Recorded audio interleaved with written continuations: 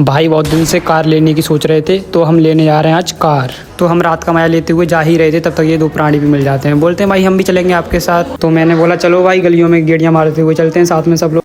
अभी कुछ दिनों से सुना गलियों में गेड़ियाँ मार के हम आते हैं वी-मार्ट के बाहर बाइक खड़ी करके फिर हम चढ़ जाते हैं ऊपर। आप लोग सोच रहे होंगे यहाँ कौन सी कार मिलेगी, बट हमारे भाई को तो चाहिए बच्चों वाली कार टॉय वाली सही, मगर भाई को चाहिए सिर्फ ब्लैक। वो यहाँ पे है नहीं। एक कार पसंद आई वो थी मैरून, मगर भाई को तो ब्लैक ही चाहिए। तो हमने हिला जुला के रख दी वहीं वापस, और कार में आज मारते हैं गोली। नेक्स्ट टाइम देखते हैं। यहाँ रहने आएगी दिल सजा लूं मैं।